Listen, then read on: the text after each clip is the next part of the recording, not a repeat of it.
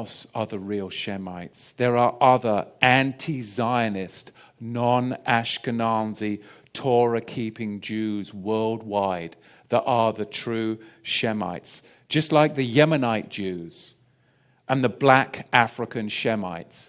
And I most probably shouldn't go here, but I will anyway. You see, after the destruction of the temple, yes, many of the Jews, the poor Jews, remained in the land. But there was a migration as well of the more affluent Jews to Yemen and to other parts of Africa. Other parts of Africa. You see, the black African Shemites were actually then taken away in slave ships. Deuteronomy chapter 28, verse 68. And who were the owners of these slave ships? Who were the biggest slavers in the 16th century? The Ashkenazi were the biggest slavers in the 16th and 17th century, going into the 18th century. You see, Ashkenazi slaving was huge. This is from, I have to be careful when I say this, so my sources, it's always best to go with Jewish sources, right? Because you just trod on a bunch of toes. So we'll go with the Jewish sources. There's a ton of sources out there, but I'll stick with the Jewish ones because that's just safer. The Jewish scholar Jonathan Shorshak says this: Jewish merchants routinely possessed enormous numbers of slaves temporarily before selling them off. If a slave auction fell on a Jewish festival, it was postponed due to lack of buyers and sellers. The Jews of Suriname gave their slave plantations Hebrew names such as Machanaim, Nachamu, and Goshen. Rabbi Herbert Bloom adds that the slave trade was one of the most important Jewish activities. In 1694, Jews owned 9,000 African Shemites. Jewish slaving is in fact confirmed by the Jewish Encyclopedia. So in the days that we live, there's nothing more important than this Melchizedek message to the true Shemites. Because this Melchizedek message of the true Shemites is the solution. It is the solution to the Palestinian problem. It is the solution to the Black Lives Matter that is being fomented by the synagogue of Satan. It is the solution to racial tensions, segregation that is all part of the synagogue of Satan's plot for Yahweh's people to fight amongst themselves based upon the color of our skin. That is ridiculous. But that is what they want so that we keep our minds off of them as the true slavers of Yahweh's people. When we all realize who's behind this racial and political fermentation, the synagogue of Satan, and when we join the priesthood together as Joseph's coat, we're victorious. Then we're victorious over the New World Order slavers, their Luciferic, Levitical perversion. You see, they're obsessed with blood. They're obsessed with their own blood, and they're obsessed with your blood. But they're not obsessed with Yahusha's blood. And the Lord shall bring thee into Egypt again with ships, by the way whereof I spake unto thee. Thou shalt see it no more again, and there ye shall be sold unto your enemies for bondmen and bondwomen, and no man shall buy you. Now! You're gonna jump! You're gonna stretch your limbs! Work your muscles! Keep it up until the drum stops!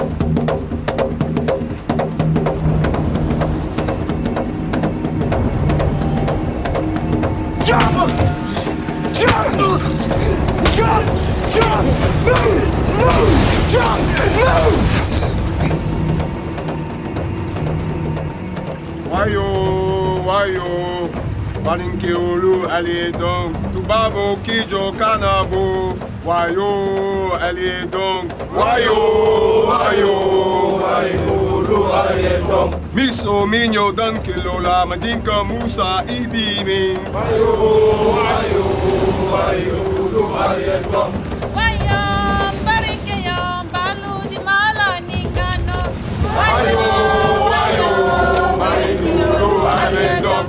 Baring Muso Yamirako and singing Muta Mutano, Wayo, Wayo, Marikulu Aliedong. Fani Kambita Sasangola, Kidi Bamuta Kunchioka, Wayo, Wayo, Marikulu Aliedong. Mira, solo los que están sanos. Esto sí, sí.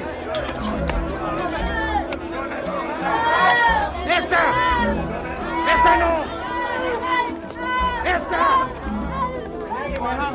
no! ¡Esta no! ¡Mira esta!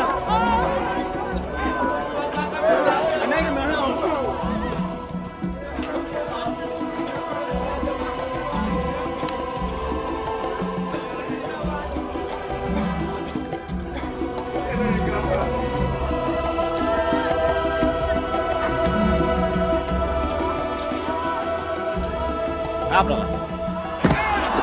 ¡Caminen! ¡Caminen! ¡Muévense! ¡Muévense adelante! ¡Sigan! ¡No salen! 1300. ¿Está todo bien? Sí, todo bien. Baruch 4:15.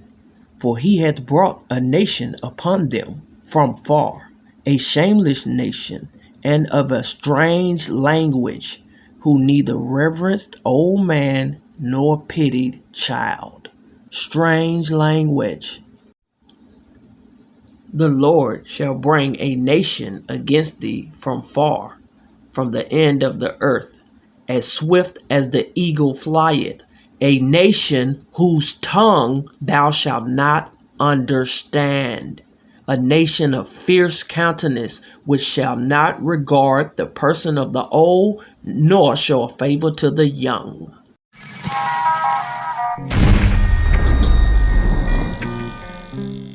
So what is the truth about Jewish involvement in the slave trade? Now, interestingly, you have examples of Arab Islamic involvement in slave trade going into Africa and bringing slaves out. Oh, back in the 600s, documented as early as 641, something that was practiced in Islam with Arabs and Muslims for many, many centuries, and in some parts of the world still practiced to this day.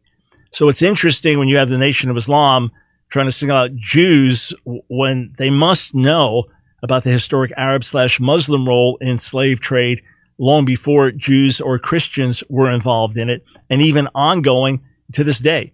Let's put that aside, and let's say, hey, either way, guilt is guilt. Jewish responsibility is Jewish responsibility.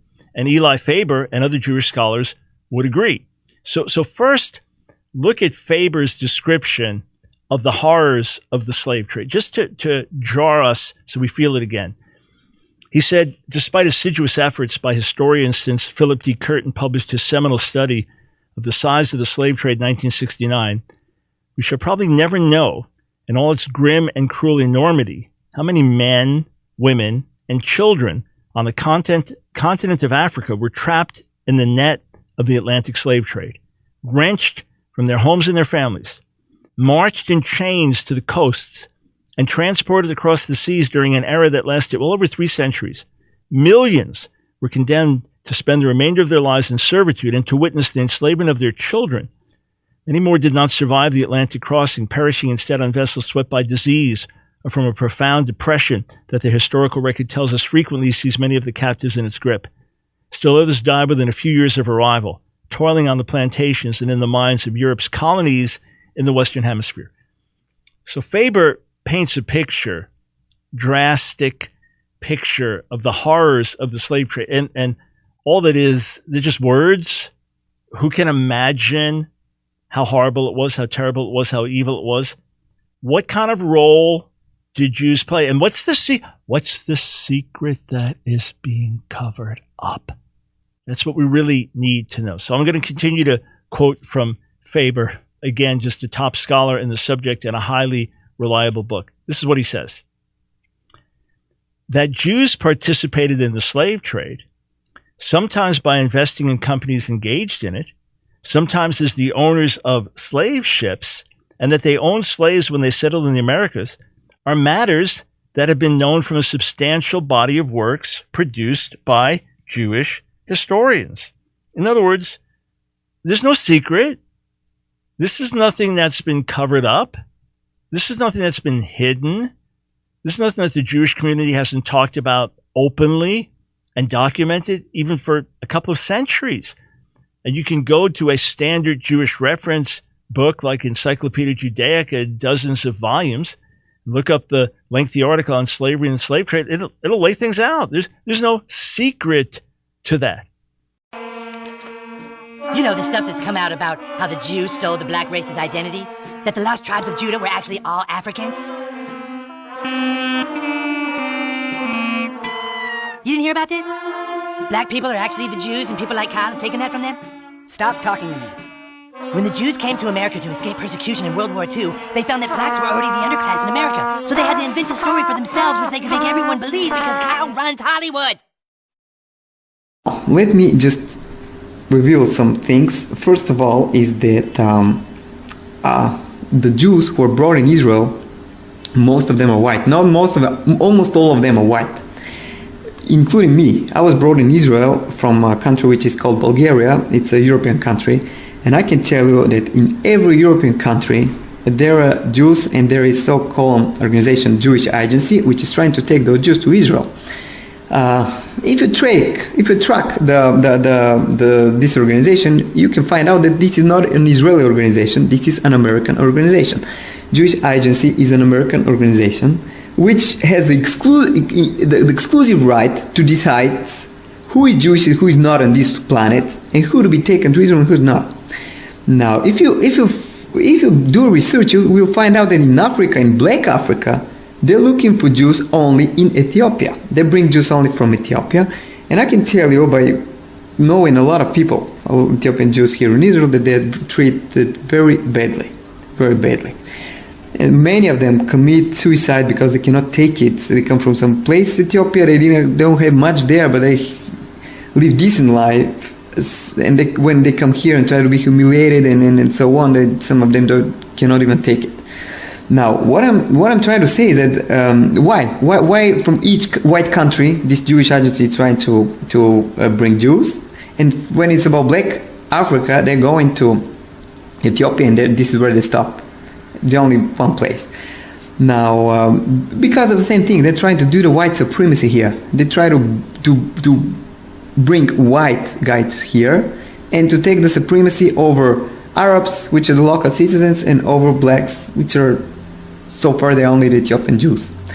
Now, what I'm trying also to say is that another question is why America needs Israel. There is no oil like in other Middle Eastern countries. There's nothing they can be attracted to. But why do they do all these things? Why do they invest money, bring white people and so on, when they build their system of white supremacy, just like in America they build in Israel? Why? And I can tell you why. Because the true Jews, according to the Bible, you can check it in the Bible, you can read Job 30:30 and some other places, they have never been white. They have been people of color. And they have not stopped in Ethiopia. They were in Ethiopia, Sudan, and they have settled in West Africa. From West Africa, they have been taken as slaves to America. Brothers and sisters, blacks of America, it's you. You are the true Hebrews. You are the true Hebrews from the Bible. America gonna do everything, gonna invest as much money as it has, gonna fight as much wars as they can, gonna invite as much weapons as they can just to hide this away from you. Gonna take Israel, gonna bring white people here and to tell you these are the Jews, gonna kill you, gonna kill Arabs, gonna mistreat white people like this guy, just to tell you this lie, that you are nobody and we are the Jews with all the history and so on. It has been deleted, your history. You don't know who you are. Don't forget about it. This is why America has been taking your history away, never to find out that it's all about you. I'm telling you this, please. I don't ask you to come to Israel and to start a revolution. I'm just asking you to start thinking this way, to believe me a little bit, because I'm living in Israel and I'm part of this injustice. I really believe that people like me and you, we can bring the justice back. Thank you.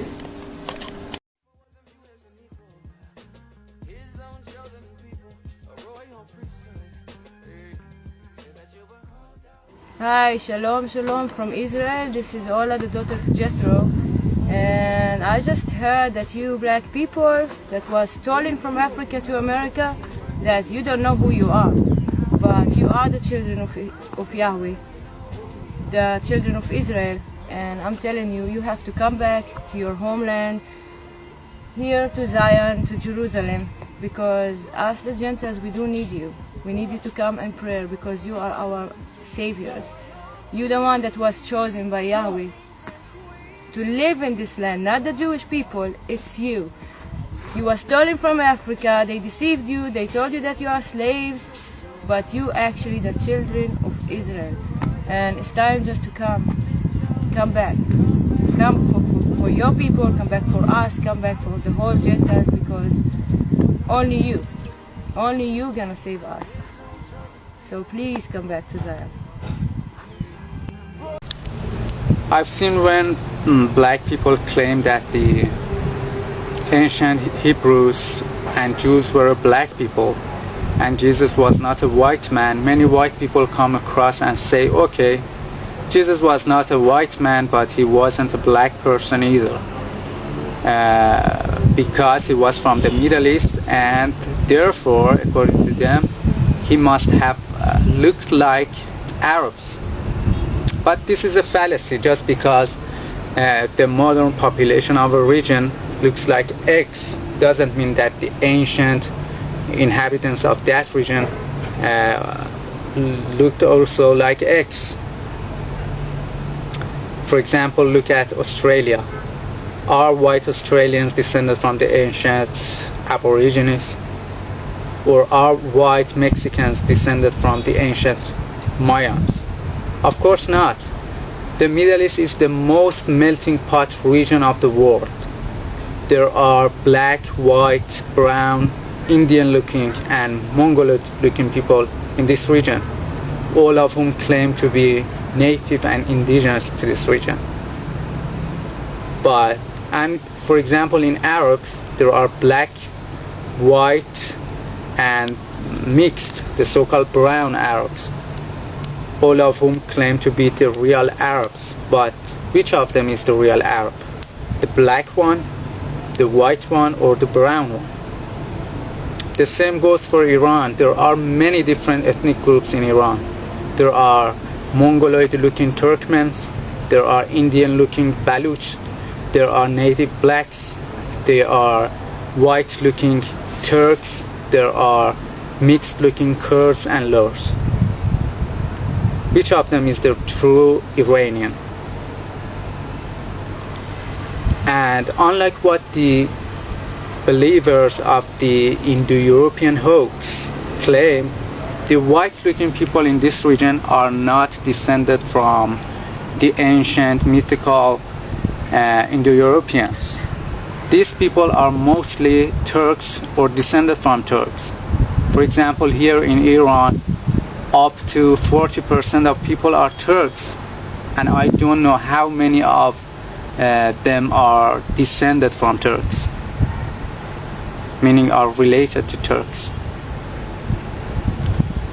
And the most white-looking people of Iran are mostly Turks, but there are also Russian, Georgian, and Armenian people too living in this region. And we all know that Turks are not an indigenous people to this region. They came from southern Russia and the Central Asia in recent centuries, and they cannot be an indigenous people to this region. The ancient inhabitants of the ancient peoples of the Middle East were all different types of black people, different groups of black people.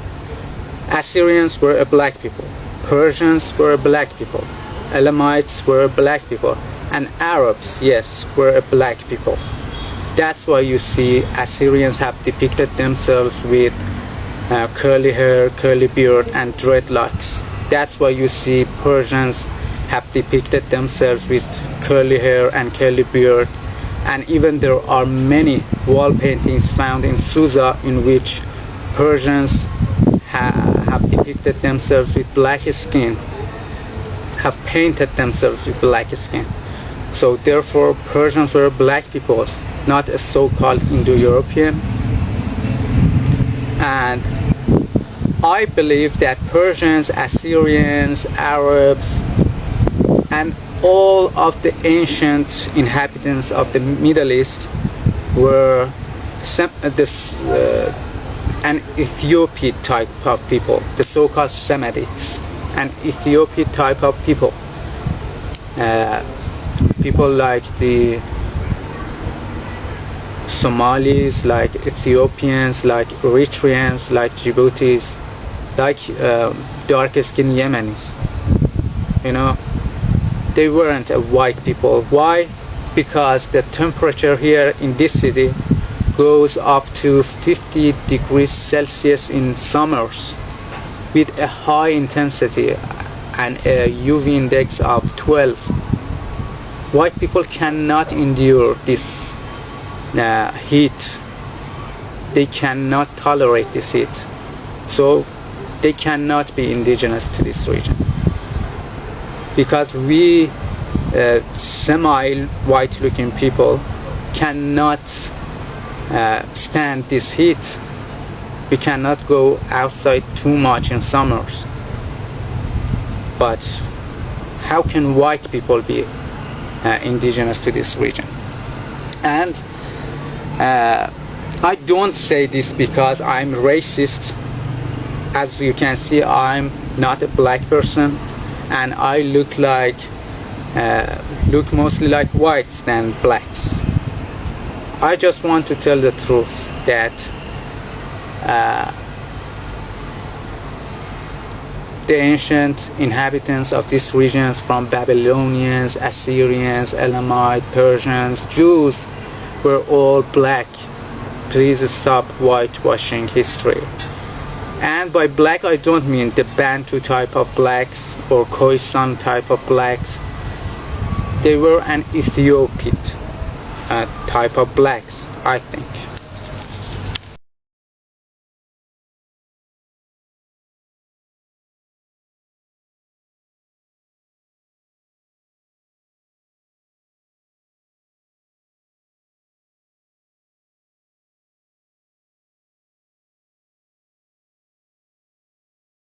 Welcome to Seven Trumpets Prepper, and to this very important and very special video that I'm doing covering who the true biblical Hebrews are.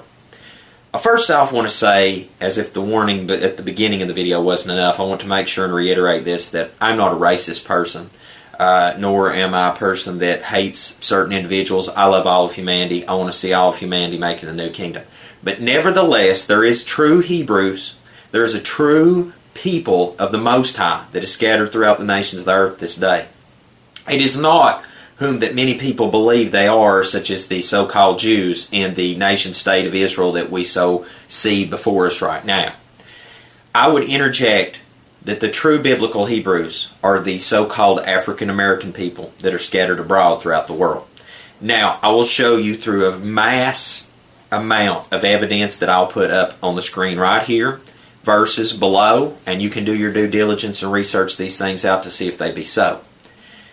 It is very important that you understand who the true Hebrews are, because that end-time prophecy, lots of it, surround these individuals. I am a Gentile. I know exactly who I am, but it seems to be the one group of people in the world that have been by the rest of the world tried to be dumbed down to the fact or completely erase their history from history is the African American people, so-called, that are scattered throughout the nations. Now, please understand that not every single black person is a true Hebrew, but it is those that are under the curse of Deuteronomy 28. And you'll be able to tell by the time that I'm done giving you this information in this video who the true Hebrews are, and you may be one of them. So let's begin. In the early pictures that you would see depicted in worship places, churches, and things of this nature, as you can see right here in this image right here, and others that I'll continue to put up, that Messiah was depicted as a black person, an African American person. And this is totally different to what we see as Roman Catholicism was further introduced and spread abroad throughout the world. We always see a white Caucasian Messiah being depicted.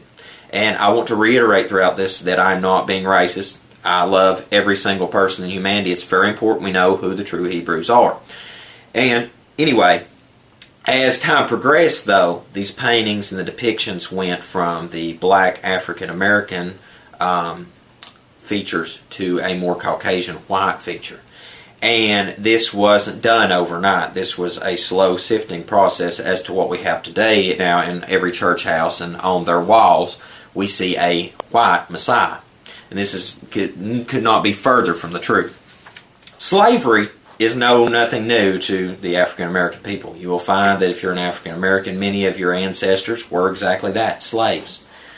It says in the scripture that there would be a yoke of iron put about your neck and that you would be turned into a slave. Well, that happened in bondage in the land of Egypt. And not only that, but here we'll find shortly thereafter that the scripture says that you're going to be taken from Egypt in slave ships, and that's exactly what happened, and scattered all amongst the world. But we'll get to that in just a moment. Scripture says that you would take a wife and another would lie with it. How many women were raped during slavery and taken from their husbands and sold to someone else as a master and taken abroad? All right? Thou shalt build a house, but you won't dwell in it. How many built the nation of the United States of America today, but you have no part with it? You would plant vineyards, but you wouldn't eat the fruit thereof, harvest it. There you go. You worked and toiled in the fields. Your ancestors worked and toiled in the fields, but you had no part of it. The sons and daughters taken away. You'd long for them all the day long. Your eyes would fail for longing after them, and they're not to return. The slavery, the children would be born. They'd be to a certain age, and they'd be sold. Okay.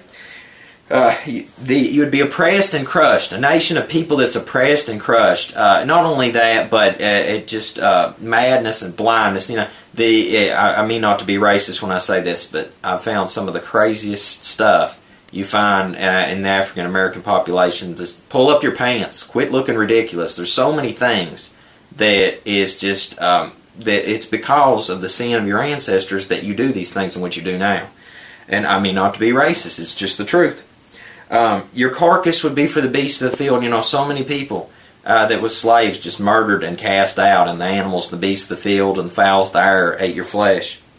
You shall fear day and night. The scripture said that. Removed in all the kingdoms of the earth. If you look from the continent of Africa, where the Arabians called the best of my knowledge that I could find from this, and I will try to get this is the only thing that I'm still trying to get a solid factual statement from the Arabic people. But it said that the Yahudim were a people accursed of their Elohim.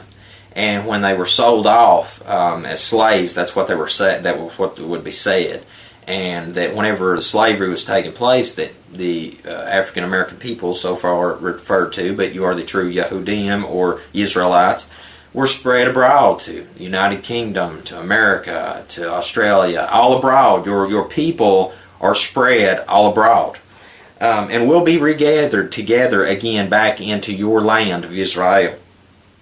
You're spoiled and no man saves you. I find out of all the peoples that are oppressed, especially in America, I find this interesting. And once again, please do not define this as racism. But especially at the point in time we're at right now, illegals immigrating into the United States, foreigners abroad, even even for me as a white man, I found that when I became unemployed, it was very difficult on certain things. But I find for the most difficult people that have a hard time is probably the African American people. And I've wondered for many years why that was until I understood that you people were the true Hebrews under the curse of Deuteronomy 28. Now it makes perfect sense. The Scripture says that the stranger would be put above you and you would be put below. You know, I can't tell you how many times I've went into a McDonald's and other places abroad that it's the lowest of low jobs, and that's where you find many of the true Hebrews. And once again, I mean not to be racist. This is why you're under this ban, is because of Deuteronomy, the curse of Deuteronomy 28. And, you know, Deuteronomy 30, if you read that chapter, it's a call for return. And I encourage you to begin the restoration of the Creator's appointed times. Right there's a link to it. Keep His commandments. Believe on the Most High and accept His Son, because if you do so, one day you will have back what your ancestors lost.